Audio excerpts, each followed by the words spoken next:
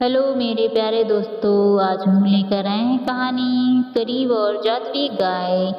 प्रिया, आज दूध थोड़ा ज़्यादा निकला है। पास वाली बूढ़ी सुमन दीदी की तबीयत ठीक नहीं रहती, उन्हें भी एक कटोरी दूध दे देना। तुम सबके बारे में हमेशा अच्छा सोचते हो, हमारा ख्याल भी रखते हो। देखना, एक दिन आपको आपके अच्छे कर्मों का फल जरूर मिलेगा। ये लो पैसे, बेटे को स्कूल की फीस जमा कर देना। मैं दूध बेचने जा रहा हूँ। ठीक है, दे दूंगी। अरुण गांव में दूध बेचने चला जाता है। अरुण की आवाज़ सुनकर गांव के लोग दूध लेने अरुण के पास आ जाते हैं। अरुण, मुझे 2 किलो दूध दे दो, बच्चों के लिए मिठाई बनाना है। माफ़ कीजिए, आज दूध खत्म हो गया, कल जरूर दे दूंगा। अरुण, तेरा दूध पीकर मेरा बच्चा कितना दिन भर खुश रहता है। कितना गाढ़ा दूध है चाचा, गाय ही मेरी दौलत है, जो देती है वही लाता हूँ। ना पानी मिलाता हूँ ना मिलावट। एक दिन गाय क्यों नहीं खरीद लेते? तुम्हारा दूध जल्दी खत्म हो जाता है। आप ठीक कहते हैं, मैं भी यही सोच रहा था। शाम होते ही अरुण वापस घर जाता है। आज कुछ लोग खाली हाथ लौट गए होंगे, तुम्हारा चेहरा देखकर लग रहा है। हाँ प्रिया, आज फिर 3-4 परिवारों को दूध नहीं दे पाया। गाय का दूध कम पड़ गया, यही तो समस्या है। गांव वाले तुम्हारा शुद्ध दूध पसंद करते हैं, लेकिन यह एक गाय से सबकी जरूरत पूरी नहीं होती। रोज रोज दूध की कमी के कारण और कुछ सोच रहा था।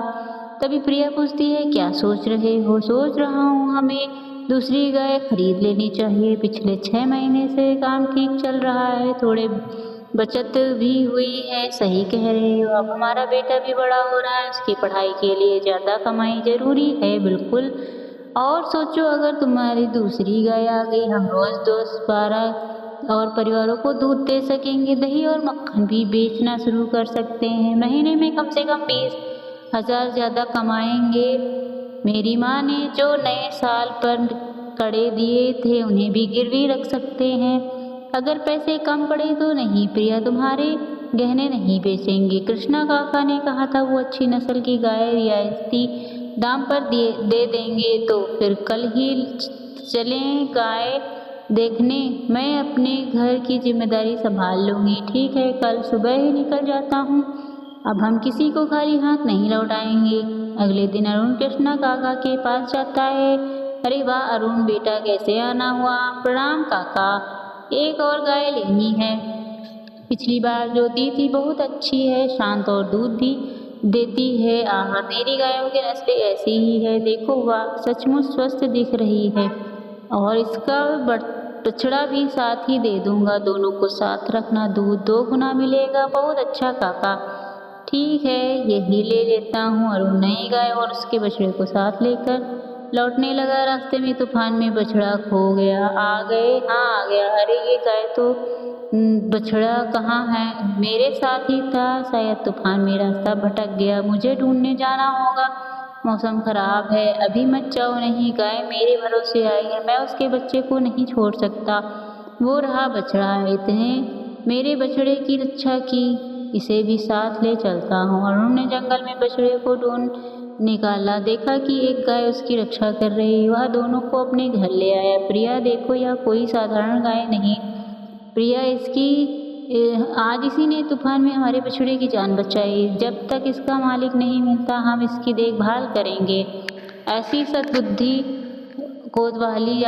सद्बुद्धि वाले पशु को संकट में नहीं उचित छोड़ना है। सुबह कोतवाली जाकर इस गाय की जानकारी देंगे, ताकि इसका मालिक इसको मिल जाए। बिल्कुल सही कहा। आज रात इन दोनों के लिए अलग से ताज़ा चारा बनाती हूँ। गायों की देखभाल के लिए अरुण गाँव का एक लड़का बिरजू को काम पर रख लेता है।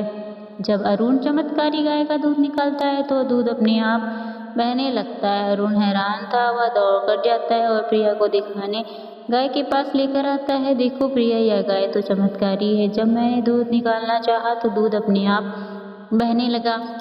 यह ईश्वर की कृपा है। क्यों ना हम एक दूध की दुकान खोलें? अच्छा विचार है, पर लालच नहीं करना चाहिए।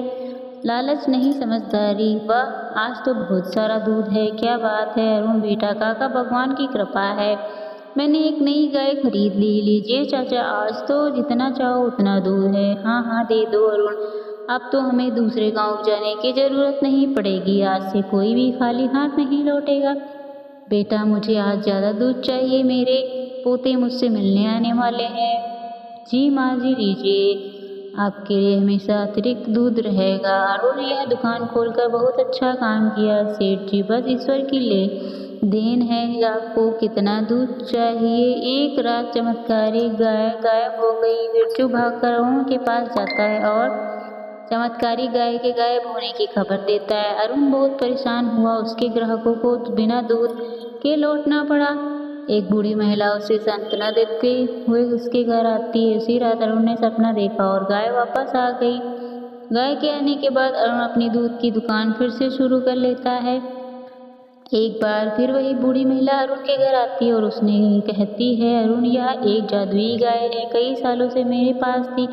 तुम ईमानदार और नेक दिल इंसान हो, इसलिए मैंने यह गाय तुम्हें दी। मेरी उम्र हो गई, मैं इसका ध्यान नहीं रख सकती। जब तुम्हें कोई नेक इंसान मिले उसे यह गाय दे देना। यह जादुई गाय कई सालों तक घर में को समृद्ध रखेगी। अरुण ने दूध की दुकान चलाई और गांव में कई लोगों को रोजगार दिया। यह हमेशा एक नेक इंसान की तलाश में रहा जिसे वह एक चमत्कारी गाय दे सके। धन्यवाद।